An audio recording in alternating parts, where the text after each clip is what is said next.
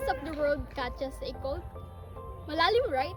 But don't worry, maiintindihan natin yan ngayon. Alam nyo bang hindi lang isang simpleng salita ang globalisasyon? Isa itong makapangyarihang proseso na nagdudugtong-dugtong sa mga bansa ang nagdadala ng ideas, services at products mula sa iba't ibang sulok ng mundo hanggang sa ating mga komunidad. Ngayon, alamin naman natin kung paano kumikilos ang global economy na hindi lang tungkol sa Amerika, kundi sa mga collective na pagsisikap ng maraming bansa. Tayo ay tutuklas ng mas malalim na kahulugan at ang mga epekto nito sa ating pang-araw-araw na buhay. Upang mas lubos nating maunawaan ang globalisasyon, kailangan natin balikan ang kasaysayan. Mula noong 19th century, nagkaroon tayo ng unang yugto ng globalisasyon, kung saan ang mga bansa ay nag-e-explore ng mga bagong merkado. Halimbawa nito ay Industrial Revolution. Dahil dito, mas mabilis ang transportasyon at komunikasyon. Isipin nyo yun, nagkaroon ng steam engines, railways at telegraph na nagpadali sa kalakalan ng iba't ibang bansa. Subalit, hindi laging smooth ang resulta.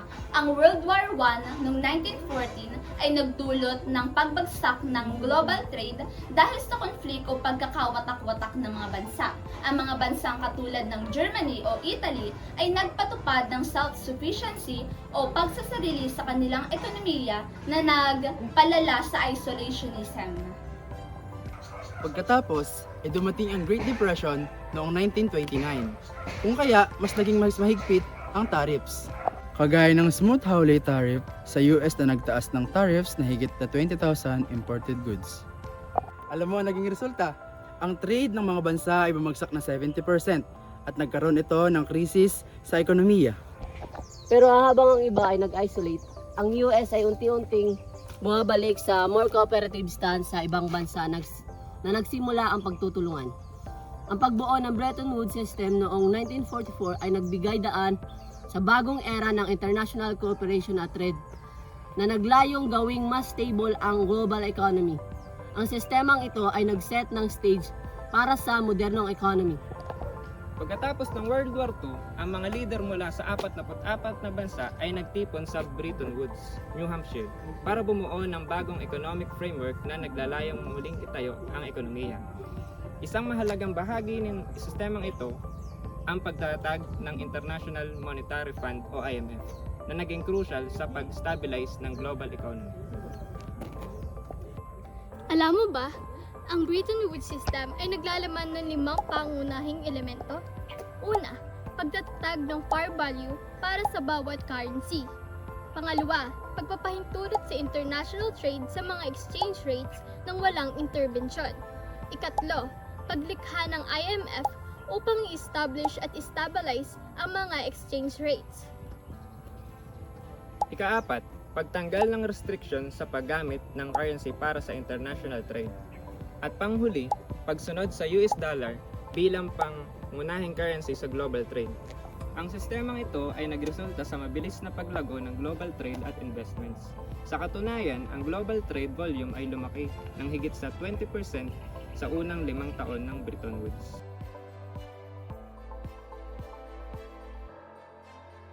Pag-usapan naman natin ang IMF at World Bank. Ang IMF ay nakatuon sa pagbibigay ng economic stability lalo na sa mga bansang nahihirapan sa exchange rate o foreign currency crisis. Ang kanilang pangunahing papel ay mag-monitor ng mga bansang may economic challenges at magbigay ng financial assistance. Pero hindi lahat ay nasiyahan sa policies ng IMF, lalo na noong 1980s. Sa kanilang structural adjustment programs, maraming developing countries ang napilitang magbawas sa budget ng mga essential service gaya ng edukasyon at kalusugan. Resulta, maraming mga protesta dahil sa epekto nito sa mga lokal na komunidad. Sa kabilang dako, ang World Bank ay unang nakatuon sa pagpapatayo ng mga infrastructure projects like roads, bridges, schools. Pero ngayon, nakatuon na rin sila sa poverty reduction, governance at sustainable development. Halimbawa, noong 2021, naglaan sila ng mahigit 60 billion para sa pandemic recovery projects ng mga developing countries. Ngayon naman, tingnan natin ang papel ng WTO sa globalisasyon. Noong 1947, itinatag ang General Agreement on Tariffs and Trade o GATT para pababain ang trade barriers. Sa mga sumunod na dekada, naging World Trade Organization o WTO ito at mas nag-focus sa pag-aayos ng mga komplikadong issue ng international trade. Sa ilalim ng WTO, ang mga bansang miyembro ay nagkasundo sa pag-reduce ng tariffs at pag-address ng non-tariff barriers. Mahalaga ang role ng WTO sa pag-facilitate ng negotiations at pag-resolve ng trade disputes na nakatulong sa pagpapanatili ng order sa global trade. Isang mahalagang aspeto ng WTO ay ang trade-related aspects of intellectual property rights o TRIPS na naglalayong protektahan ang intellectual property sa international trade. Ngunit hindi lahat ay maganda. Ang globalisasyon ay nagdulot din ng economic inequalities.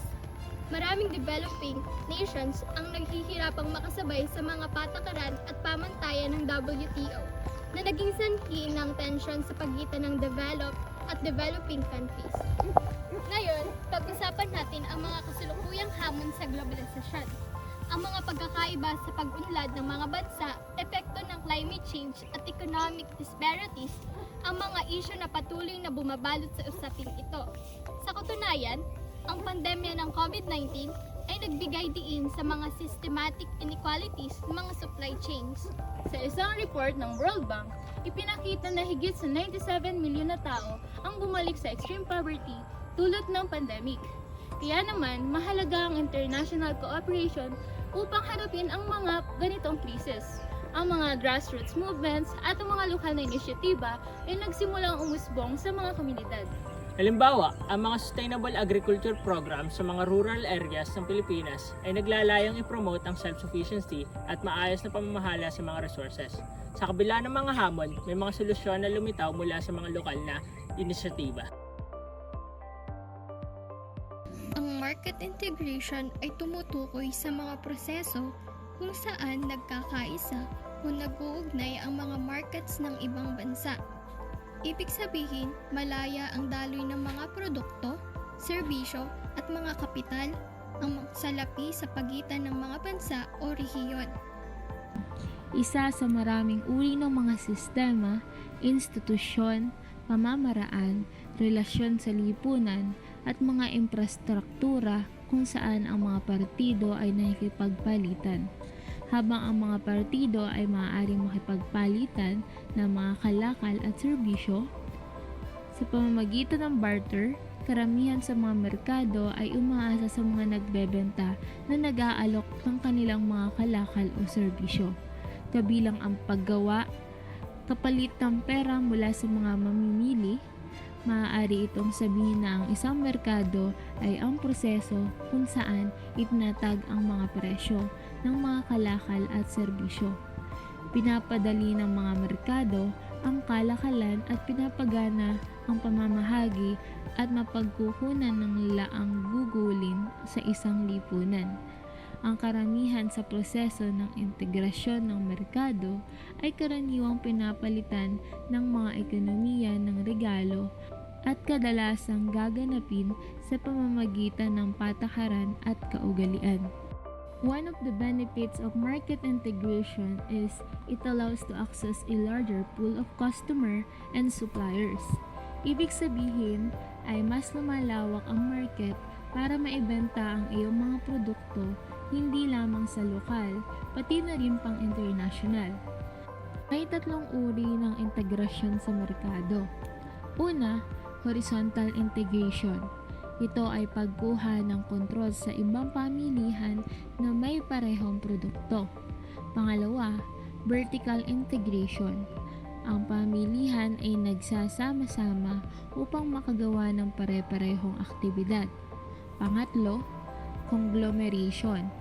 Ang proseso kung saan lumalawak ang isang firm sa pamamagitan ng pagbibigay ng isang hanay sa iba't ibang produkto. Sa hinaharap, ang mga teknolohiya tulad ng blockchain at artificial intelligence ay nagdadala ng bagong posibilidad para sa mas transparent at equitable na trade practices. Ang mga bagong economic models na nakatuon sa inclusivity at sustainability ay nagiging sentro ng mga talakayan. Sa mga susunod na taon, ang mga policymakers ay kailangan magtulungan upang bumuo ng strategy na makikinabang sa lahat. Hindi lamang ang mga mayamang bansa, pati na rin ang mga developing nations. Kailangan nating lumikha ng mas equitable system para sa lahat. Ang pagbuo ng multi-stakeholder partnerships ay mahalaga upang ma-address ang mga hamons at may promote ang sustainable development. Sa kabuuan, ang mga institusyon tulad ng IMF, World Bank at WTO ay may mga hamon at pagkakataon na naghihintay para sa mas makabago at makatarungang solusyon. Ngayon, higit kailanman, mahalaga ang ating pakikilahok sa mga usaping ito upang masiguro ang mas magandang kinabukasan para sa lahat.